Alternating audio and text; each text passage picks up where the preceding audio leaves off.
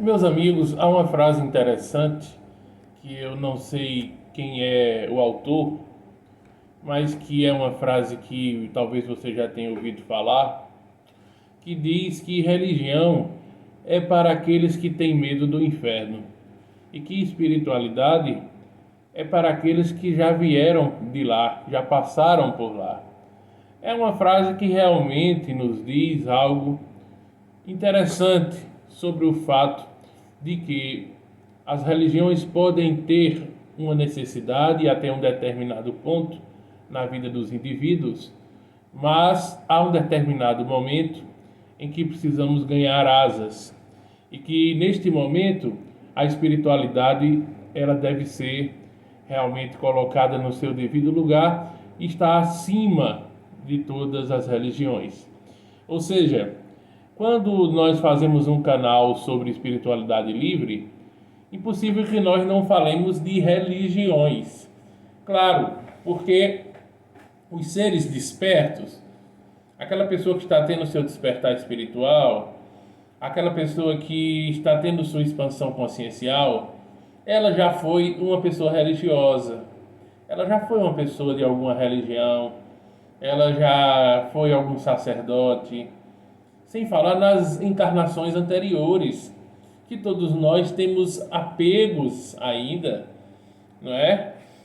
A gente percebe, por exemplo, no movimento espírita que neste momento há muitos espíritos reencarnantes que foram padres, que foram ligados muito fortemente à Igreja Católica no passado, em outras encarnações.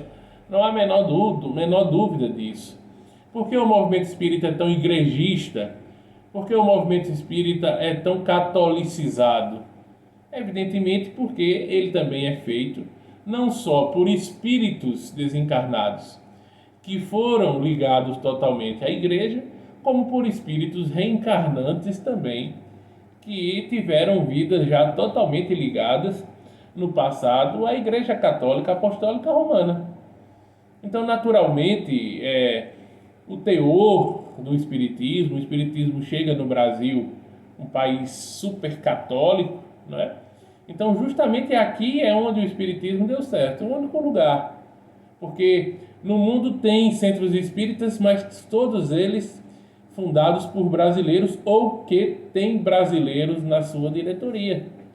Porque o Brasil é o país que realmente o espiritismo se alojou justamente pela aproximação, não é, do catolicismo por uma visão catolicizada idêntica a você muitas vezes ir assistir uma missa.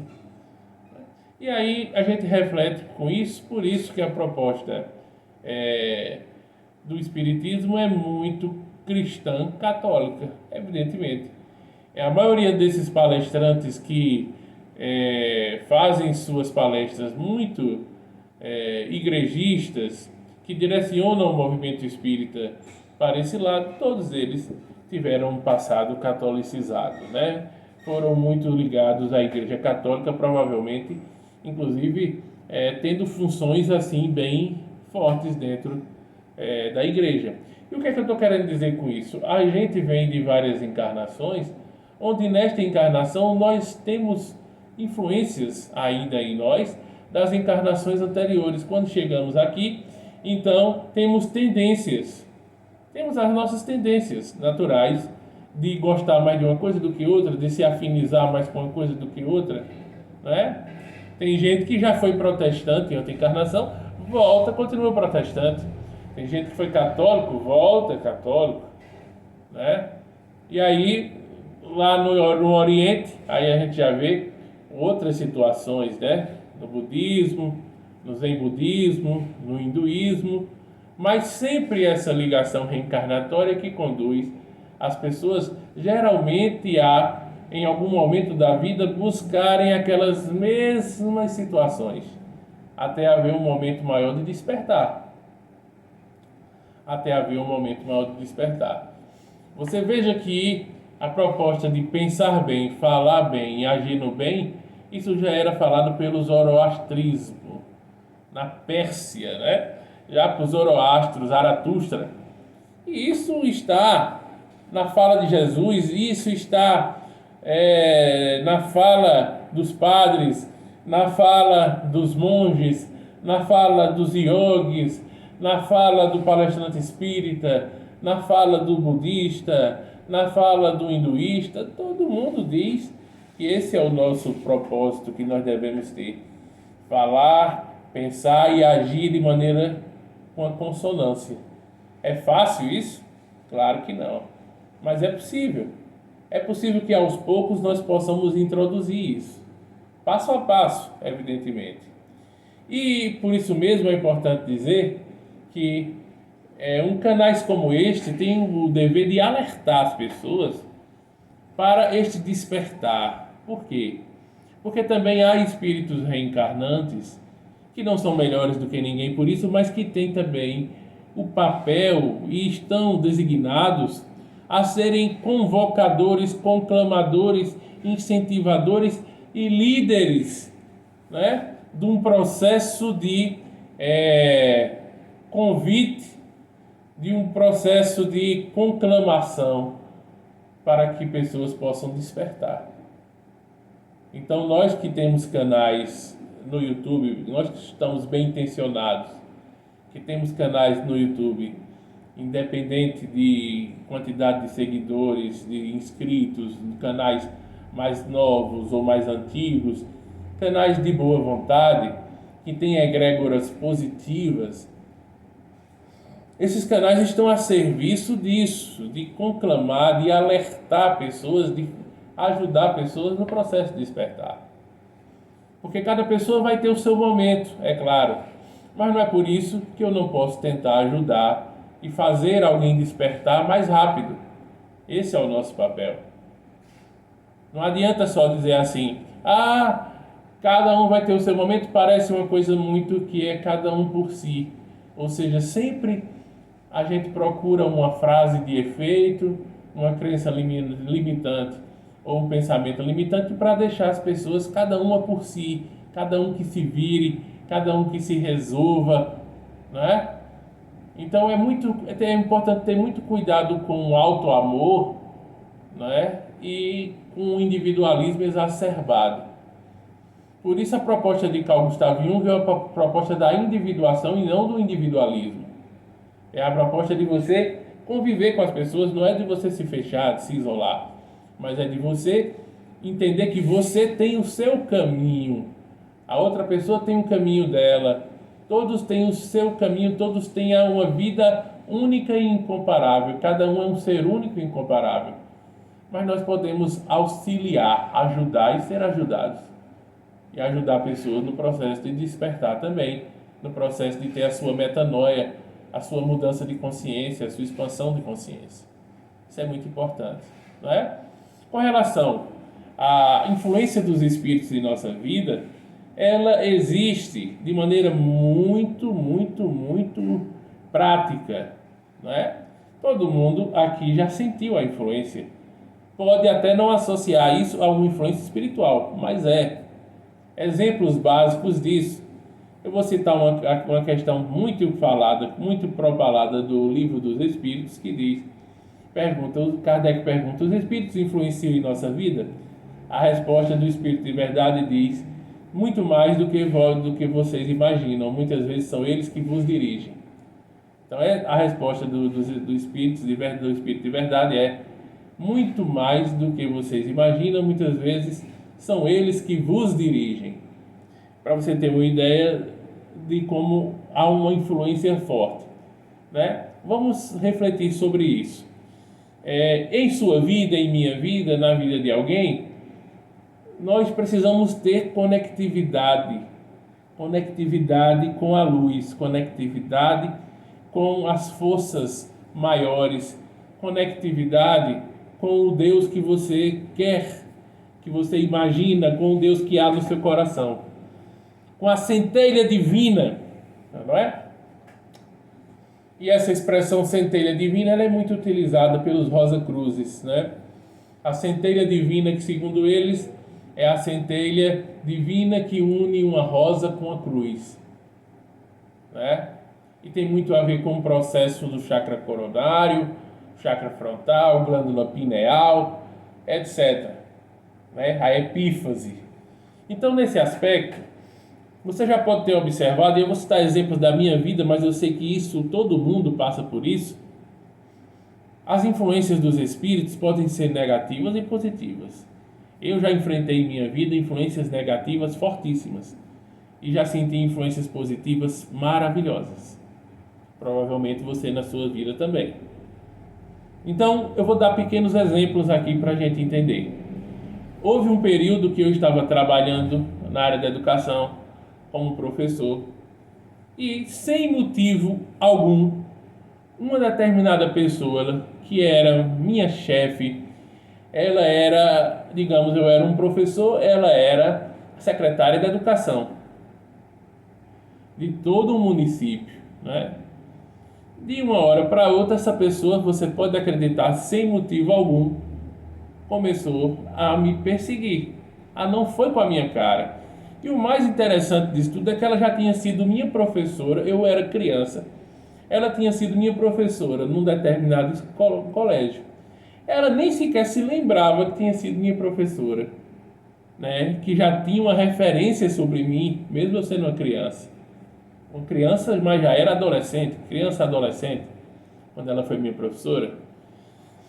Ela nem sequer lembrava disso. E do nada, mas queira se entender que não tinha motivo algum, né, desta encarnação, não tinha motivo algum, essa pessoa começou a me seguir, a me perseguir e a utilizar de assédio moral contra mim. Certo? E eu passei um bom tempo, entenda, uns 3 anos, sofrendo assédio moral e perseguição declarada dessa pessoa. E olha que eu nunca discuti com essa pessoa, nunca bati boca com ela, nunca respondi a ela, nunca desacatei, entre aspas, nunca a ofendi. E poderia ter motivos para isso. Nunca fiz nada disso. Naquele momento eu tive que buscar muitas forças espirituais. O centro espírita estava aberto, eu orava muito, e tinha as reuniões mediúnicas, e vinham os espíritos, e tinha as reuniões de meditação, e tinha as reuniões de passe, de tratamento, e eu tive que me concentrar muito nessas reuniões para me dar força. Força para enfrentá-la e enfrentar uma gestora escolar que era muito amiga dela e que também já tinha um histórico de perseguição a vários professores e me incluiu também nesse pacote. Então eu sofria perseguição dupla da secretária e da educação e já de uma gestora. Né? Interessante, né? Há coisas assim na minha vida profissional como professor que eu tinha realmente tendências para estar no lugar errado na hora errada ou realmente ser perseguido, né, e sofrer pressões. Foi uma coisa que eu enfrentei. Isso passou um tempo até que, resumindo a história, houve uma primeira seleção para gestor escolar na rede municipal. Eu já era professor efetivo, concursado. Fiz essa seleção e passei. E passei numa excelente colocação, mesmo sem ter muitos títulos, sem ter provas e títulos que me levassem lá para frente. Eu passei e tive uma excelente colocação, fiquei numa escola, fui gestor escolar. Fui gestor escolar de uma grande escola no centro da cidade, chamada uma escola de grande porte. Isso causou inveja a muita gente, né? Porque justamente aquele professor e aquele professor perseguido passou numa seleção e foi ser gestor escolar. E enfrentou uma situação de perseguição. Que essa pessoa, por exemplo, queria me perseguir tanto, queria ter um momento a sós comigo. E eu nunca permiti ter um momento a sós com ela. Porque quando ela me chamava do nada para me pressionar, fazer assédio moral e me perseguir, ela queria que estivesse só eu e ela, para que não tivesse provas. E toda vez que eu ia conversar com ela, eu levava alguém do sindicato dos professores, algum amigo, alguma amiga, alguma liderança, e ela ficava inibida, e aí conversava água com açúcar, e não tinha o que conversar, e não tinha o que me dizer nada, porque não existia nada. Mas essa pessoa estava literalmente obsediada, destinada a me ferrar, a me prejudicar. Isso é normal? Não, essa pessoa estava numa obsessão espiritual. Essa pessoa estava totalmente obsediada, perturbada mentalmente e espiritualmente. Mas ela não entendia isso, não se via assim e me escolheu para ser o perseguido dela. Imagina essas coisas como acontecem. E eu juro que realmente eu não dei. Se fosse hoje em dia, com a experiência e a bagagem que eu tenho hoje, eu até daria motivos hoje para que ela ficasse com raiva de mim. Porque hoje em dia eu procederia diferente. Mas naquela época eu procedi até sem ter experiência, mas foi com sabedoria, porque eu relevei, deixei e tal. Eu me lembro que uma vez cheguei na escola e a gestora perguntou: a fulana está perguntando por você. Era ela. Eu disse: ah, que é, rapaz, ela está tão preocupada comigo, né? Qualquer coisa diga a ela que eu estou perguntando por ela também. Foi uma ironia, né? Eu até soltei essa ironia, mas nunca bati de frente, de maneira nenhuma. E não tinha o amadurecimento que eu tenho hoje. Resultado, eu fui ser gestor escolar e a escola que me designaram para ser gestor escolar foi uma escola que havia acontecido um fato comigo no passado. Num determinado ano eu fui professor dessa escola. Veja que assunto curioso e verdadeiro e real. Estou falando agora de uma outra escola que eu fui professor por um tempo e que quando eu fui selecionado, aprovado para ser gestor, fui designado para ser gestor exatamente daquela escola. Veja que interessante. No ano de 2013, acho que foi, 2012, 2013, eu fui professor de uma escola. O toque escolar no período da tarde era para ser o toque às 17 horas e 20 minutos, para liberar os alunos, mediante o toque, o sino. Toca, o professor libera o aluno. Eu estava dando aula numa turma, e nesse dia era uma turma de sexto ano, antiga quinta série. E eu estava dando aula, e deu 5h15, daqui a pouco 5h20, nada de ter toque. Ué, o que é que está acontecendo? Será que está com problema o sino, né? O toque, para não ter tido toque? Deu 5h20, 5h21, 5h22, 5h23, 5h24, cadê? Eu fui lá com meus alunos e disse: ó, tá na hora da gente descer, tá na hora da gente ir, né? Porque tá na hora da gente ir. Não tocou, deve estar com algum problema aí o sino. Vamos lá. Eu saí conduzindo meus alunos de sexto ano, quinta série, descendo. Descemos a escada, descemos outra escada. Era uma escola vertical de 5 andares, né? E a gente descendo e olhou para a secretaria da escola, não tinha ninguém. Olhou para o pátio da escola, não tinha ninguém. Olhou para as outras turmas, não tinha ninguém. Resultado, chegamos no portão da escola para sair, o portão estava fechado, de cadeado, e eu trancado como professor dentro da escola com meus alunos. Você acredita que isso aconteceu? Aconteceu. Vocês entenderam? Não deram um toque, que a escola só pode liberar com toque. Os professores liberavam o aluno com toque, com sino. Às 5h20 da tarde, 17h20. Não tocou. Aí eu esperei 2 minutinhos. 5h22, 5h23 eu desci. Não tinha ninguém na escola. Eu me deparei com um portão. Eu preso dentro da escola.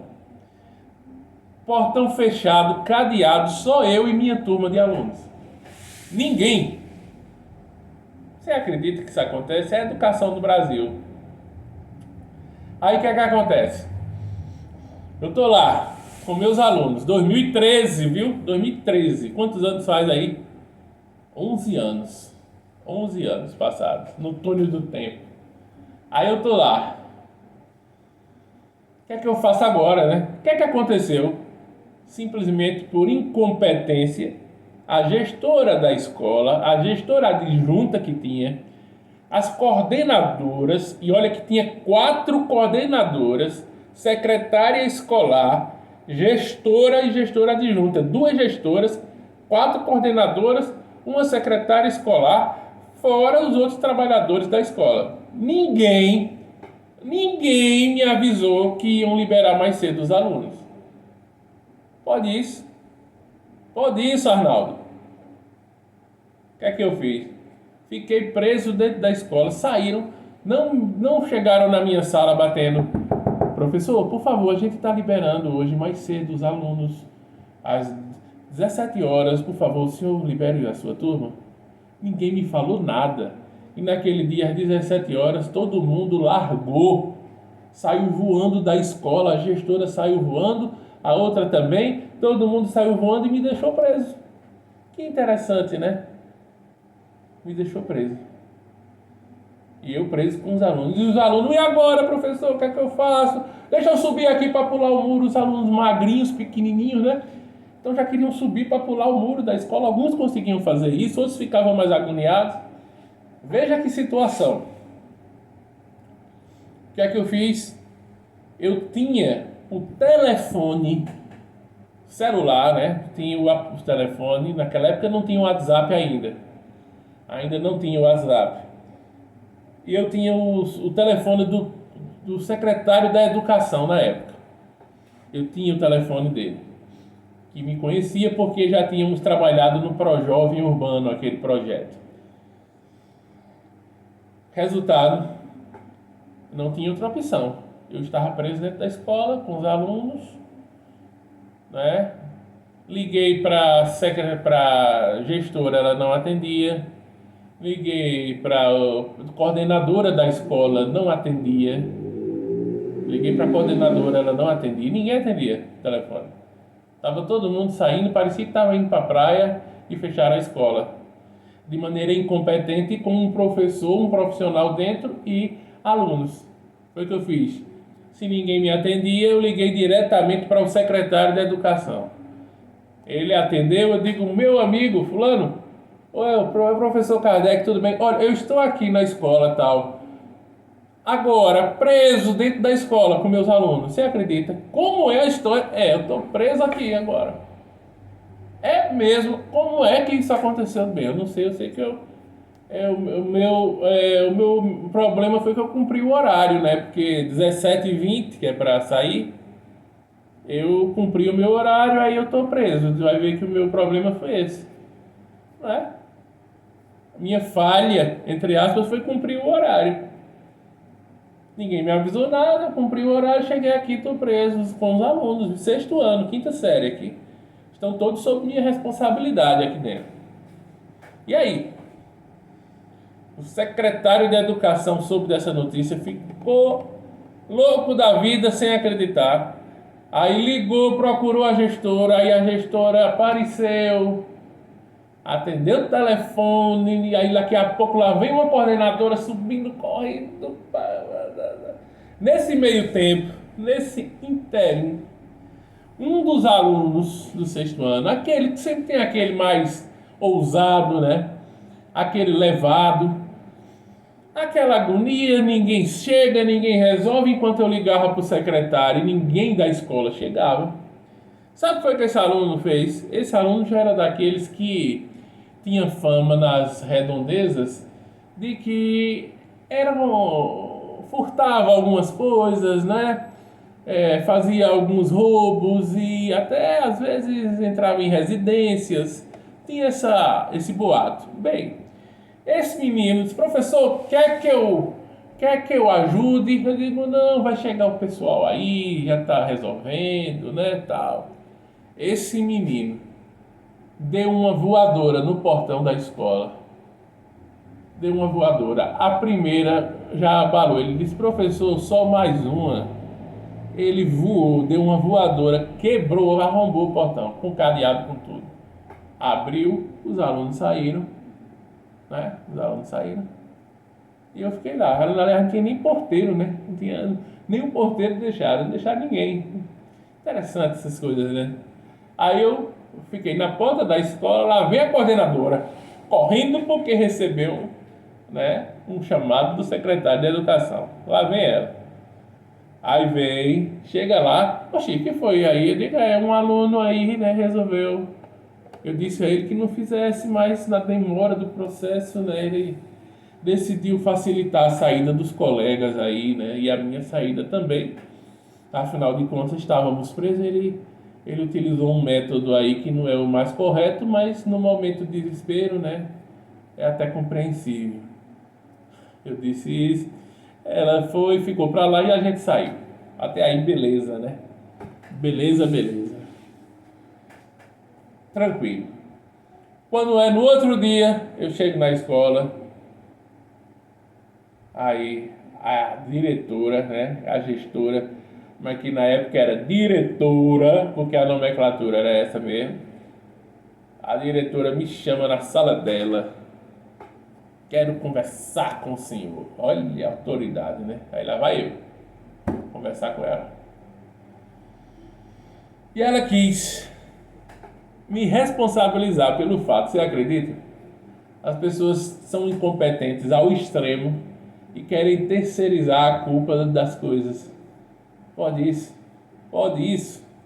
Ela chegou para mim e disse: nós temos um portão quebrado e o senhor é que vai pagar esse portão junto com um aluno aí e tal, chamar esse aluno para ele pagar junto com o senhor. A escola toda sabia que o aluno tinha fama já de lidar com questões outras, não é? Não muito recomendáveis, e até tinha um certo temor do que esse aluno pudesse fazer e tal. E aí ela queria, o que é que ela queria com isso? Essa gestora, que na época, diretora, né? Que dá tapa na mesa. O que é que ela queria? Ela queria me jogar contra esse aluno, que já era um aluno de certa forma temido por muitos, e que já tinha uma fama de barra pesada, né? Ela queria me jogar contra o aluno e queria me responsabilizar por algo que foi da incompetência dela enquanto gestora. Eu, mesmo sendo ainda um marinheiro jovem, né, um professor, imagina, faz 11 anos isso, eu não tinha a vivência que eu tenho hoje, mas eu tive a sapiência de dar uma resposta a ela. Sabe o que foi que eu disse? Eu digo: fulana de tal, deixa o aluno fora disso. Ele é um adolescente. Nós aqui é que somos adultos. Eu e a senhora. Tire ele disso. Deixa ele fora disso. Olha que resposta. Mas eu fui tão assim. Deixa ele fora disso. Primeiro, já cortei a situação que ela queria me jogar contra o aluno. Deixa ele fora disso. Nós que somos adultos aqui resolvemos. E ele não fez por mal. Ele pode ser o maior bandido aí fora, fazer o que for que dizem que ele faz, que eu não sei se ele faz. Agora, neste momento, ele fez para ajudar os colegas e me ajudar, inclusive, que a gente estava todo mundo preso aqui dentro da escola. Então, nesse momento, isso não foi vandalismo. Ela queria caracterizar aquilo como vandalismo. Isso não foi vandalismo. Nesse momento, ele fez isso para ajudar, para defender, para auxiliar os colegas que estavam presos e eu. Então deixa ele fora disso, primeiro porque ele é um adolescente, nós é que somos adultos que temos que resolver. Segundo, porque ele não fez por mal. Ele fez isso aí numa boa intenção. Porque estava demorando e tudo mais. E outra situação, com relação ao portão, faça o seguinte, já que a senhora é a gestora, faça um orçamento, me faça um orçamento do portão e traga para mim. E está resolvido o problema. Faça um orçamento e me entregue para que a gente possa solucionar a situação do portão. Olha que resposta que eu dei a ela. Maravilhosa, ela não esperava, né? Aí ela ficou fumaçando, mas aceitou, né? Aí eu saí, fui dar minhas aulas e tal.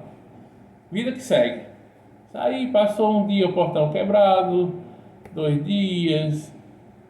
Aí ela não me dizia, não me entregava o orçamento. Eu tava no outro dia, cheguei doido para ela me chamar, para ela me entregar o orçamento do portão. O que acontecia? Na hora que ela me entregasse o orçamento do portão, eu pegaria o orçamento e levaria para o secretário de Educação, que eu havia ligado para ele e que eu tinha intimidade com ele. Então eu levaria para ele e diria: meu amigo, falando então, a gestora me entregou esse orçamento com relação ao portão daquele caso. Como é que a gente faz agora? Eu pago mesmo? O senhor paga? A gente chama ela para ela pagar? Como é que a gente faz? Era isso que eu ia fazer. E ela, obviamente, pode ter e pensou que eu ia fazer isso. E aí nunca na vida ela me entregou orçamento nenhum de nada. Em 2, 3 dias eu cheguei lá, tinha um portão novo, já colocado, maravilhoso, perfeito, e assim ficou. Histórias da vida do professor Kardec, para você ver como são as coisas. Agora me diga uma vida dessa, se não é estressante da educação. A educação pública, em condições desse jeito, pessoas incompetentes, perseguições, assédio moral e muita gente querendo lhe ferrar. E você sendo punido porque está fazendo certo. Não é? Esse é o Brasil. Esse é o Brasil. Desculpem se eu me alonguei um pouco, mas tinha que contar. Né? De vez em quando eu vou contar histórias da minha vida aqui. Exatamente como foram. Para que vocês entendam. Por isso mesmo, eu entreguei, tive coragem de fazer o que muita gente não tem. Tem um monte de professor, professora reclamando o tempo todo. Todo dia vai trabalhar com mau humor. Vai trabalhar empurrando com a barriga, faz um serviço mal feito, dá péssimas aulas, não se preocupa com o alunado, não se preocupa com os discentes, mas não quer perder o dinheiro, não quer perder o concurso e fica só reclamando. E poluindo o ambiente. Você quer saber um local energeticamente pesadíssimo? É uma sala de professores. Uma sala de professores é um lugar insuportável às vezes. Porque é só queixa, só reclamação, e só com babação de ovo ou reclamação. Um lugar horrível energeticamente. E eu não gostava de ficar muitas vezes em sala de professores por isso. Era só assunto pesado, negativo, confusão e gente maldosa. Então era isso. Por isso, com o passar do tempo, o amigo aqui decidiu entregar o concurso e pedir exoneração, ter a coragem de fazer isso, porque o ambiente estava tóxico demais para mim, muito tóxico, e eu tive uma vitória, sabe por quê? Como eu estava falando, nessa escola que aconteceu esse episódio do portão, quando eu fui aprovado para ser gestor escolar, fui designado para ser gestor exatamente dessa escola. Veja como as coisas são. Veja como as coisas se encaminham naturalmente. Pelo fluxo. Aí chega eu lá para ser gestor dessa escola. E tinha professores da minha época que trabalharam comigo. Teve uma professora que chegou para mim e disse: eu sabia que um dia você ia voltar aqui. Eu estou assim maravilhada porque você está voltando dessa forma. O que a vida faz, né? O que o universo faz. Naquela época queriam lhe culpar pelo episódio do portão. E agora, isso foi em 2013 o portão, em 2018, 5 anos depois eu volto para a mesma escola como gestor. Essa é a vida, meus amigos. Esse é o fluxo. Por isso, muito cuidado com o que você emana e com o que você faz. Porque não é uma questão apenas de ter aquela imaginação de lei de retorno. mas é você entender que o universo é inteligente, as forças, os mecanismos da natureza, do universo são inteligentes. E naturalmente, né, aquilo que você emana e aquilo que você se transforma, se você se transforma numa pessoa maléfica, que só faz o pior e deseja o pior e tenta transferir responsabilidades para prejudicar os outros, naturalmente isso um dia, o fluxo da vida transforma e modifica tudo, porque a vida é movimento, não é? Então essa é uma história do professor Kardec para vocês aqui hoje, para você ver como a vida funciona. Um grande abraço a todos, fiquem na paz, deixem um like, me ajudem se inscrevendo no canal, porque aqui é um canal de sinceridade, é um canal com amor.